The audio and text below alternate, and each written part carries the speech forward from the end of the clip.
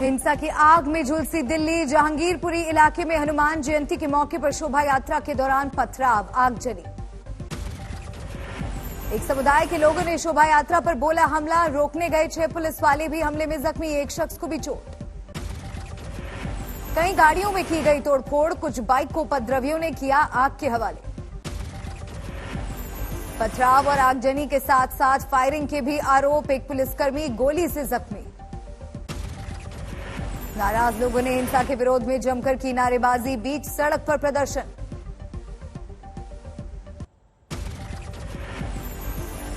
आरोपी पक्ष ने शोभा यात्रा में शामिल लोगों पर लगाया हिंसा के लिए उकसाने का आरोप, कहा धार्मिक स्थान में घुसने की कोशिश के बाद बवाल।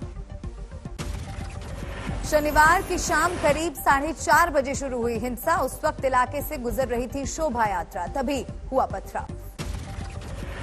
हिंसा के दौरान लाठी डंडों के साथ दिखे हमलावर, पुलिस की मौजूदगी के बाद भी हुए बेकाबू। शोभा यात्रा में शामिल लोगों को किया टारगेट।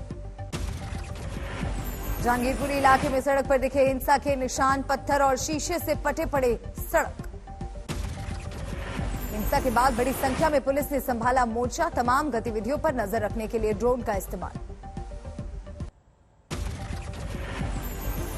साजिश की जांच में जुटी Delhi police, crime branch, special cell, IPC की कई धाराओं में मुकदमा, 10 टीमें बनाई गई। स्पेशल सेल की टीम ने हिंसा वाले इलाके में की पड़ताल, सीसीटीवी फुटेज की जांच, इलाके के अपराधियों की लिस्ट भी खंगाल रही पुलिस। जहांगीरपुरी हिंसा के बाद जेएनयू की बढ़ाई गई सुरक्षा, 10 अप्रैल को वहां हुई थी छात्रों के बीच झड़प। दिल्ली पुलिस कमिश्नर राकेश अस्थाना बोले स्थिति काबू में, संवेदनशील इलाकों में बढ़ाई गई सुरक्षा, सघन पेट्रोलिंग के आदेश। दिल्ली के एलजी अनिल बैजल ने हिंसा की निंदा की, कहा कोई भी दोषी नहीं बचेगा।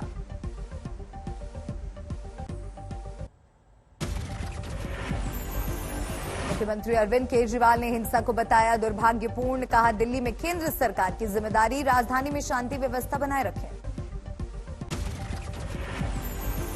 सब लोगों को शांति बनाए रखनी है, सब लोगों को व्यवस्था बनाए रखनी है। हिंसा को लेकर केजरीवाल के बयान पर केंद्रीय मंत्री अनुराग ठाकुर ने किया पलटवार, बोले वो सिर्फ सीएम जिम्मेदारी लेने को तैयार नहीं। ये देश की जनता बड़े ध्यान से देख रही है, इनके कारनामे जनता ने पहले भी देखे, इनको पहले भी नकारा है और आगे भी जनता नकारेगी। बीजेपी ने जहांगीरपुरी हिंसा के पीछे जताई साजिश की आशंका, जांच पर दोषियों पर सख्त कार्रवाई की मांग। दिल्ली की तरह कर्नाटक के हुबली में भी हिंसा, एक समुदाय के लोगों ने पुलिस स्टेशन के बाहर की तोड़फोड़। एक विवादित तस्वीर को लेकर बढ़ा बवाल, हिंसा पर काबू पाने के लिए पुलिस ने किया लाठीचार्ज, दागे आंसू गैस की गोली।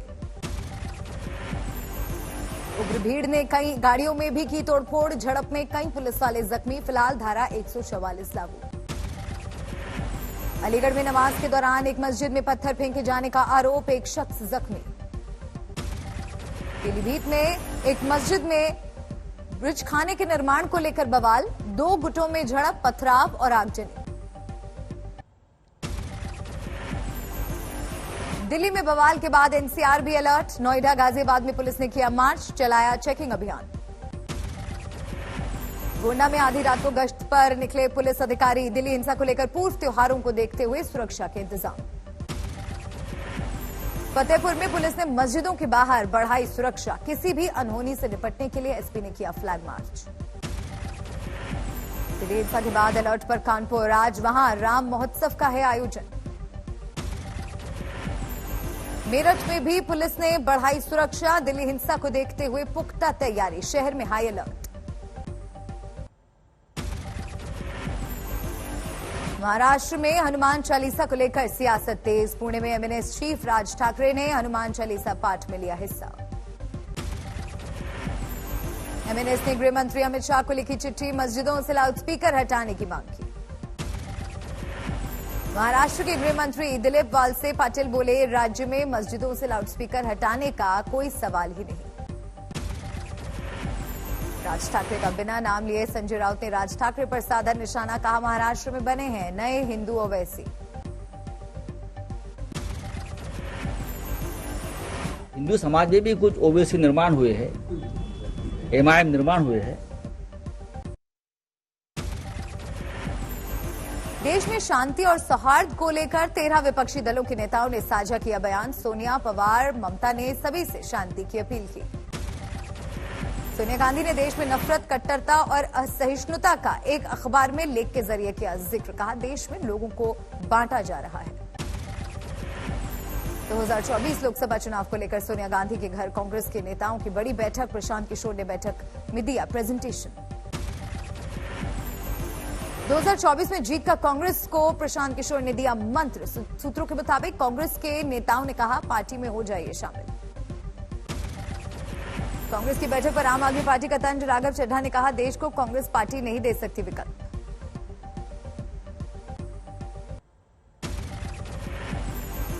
आज से 2 दिन के कर्नाटक दौरे पर बीजेपी अध्यक्ष जेपी नड्डा। बीजेपी कार्यकारिणी की बैठक में संबोधन। लखनऊ में ईदगाह में आयोजित इफ्तार में पहुंचे अखिलेश यादव। मुस्लिम धर्मगुरु भी हुए शामिल। पंजाब में मिलेगी 300 यूनिट मुफ्त बिजली। सीएम भगवंत मान ने 1 जुलाई से हर परिवार को फ्री बिजली देने का किया ऐलान। केरल के पलक्कड़ में आरएसएस नेता की हत्या से सनसनी। 24 घंटे में दूसरी राजनीतिक हत्या से गरमाई सियासत। आरएसएस नेता की हत्या के 6 आरोपियों की पुलिस ने की पहचान। सीसीटीवी तस्वीरों में कैद सुराग।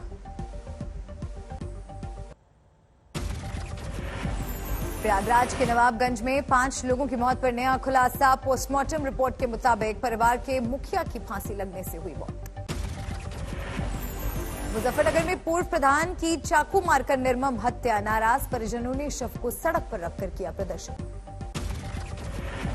गुरुग्राम में चेन स्नैचर ने पुलिस वालों को मारी गोली। वारदात के बाद बाइक छोड़ आरोपी फरार।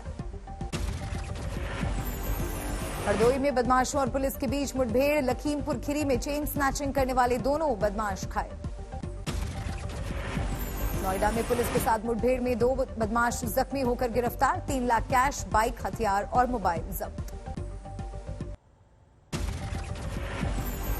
दिल्ली की गीता कॉलोनी में एक शख्स ने अपनी पत्नी और बच्चे का किया कत्ल। मर्डर के बाद खुद मरने की बात लिखकर हुआ फरार।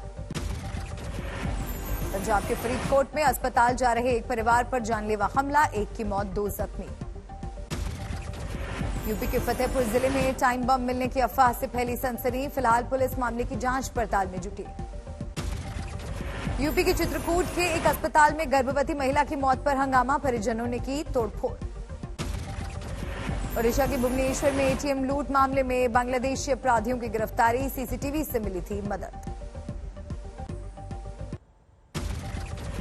दिल्ली से सटे गाजियाबाद के लोनी इलाके में खुदकुशी की कोशिश करते शख्स का वीडियो वायरल। बालकनी में खड़े लोगों ने बचाई जान। पंजाब के बठिंडा में पुलिस की वर्दी में 2 लोगों ने होटल में 2 लोगों से की 42 लाख की लूट। सीसीटीवी में कैद पूरी वारदात। गुरुग्राम में पटौदी नगर पालिका चेयरमैन के घर फायरिंग मामले में 2 गिरफ्तार। 12 अप्रैल को बाइक सवार बदमाशों ने की थी गोलीबारी। मिर्जापुर में 10 साल की बच्ची से बलात्कार। घर पढ़ाने आई टीचर ने ही वारदात को दिया अंजाम। मुजफ्फरनगर में मामूली बात को लेकर युवक ने दूसरे समुदाय के युवक को मारी गोली। वारदात के बाद से इलाके में तनाव।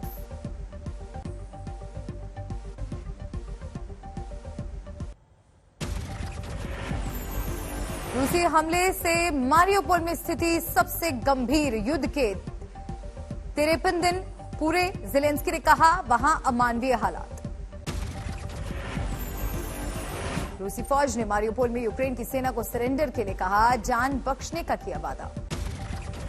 मारियोपोल में 1 लाख से ज्यादा नागरिकों के सामने खाने पीने का संकट। संयुक्त राष्ट्र ने जताई चिंता।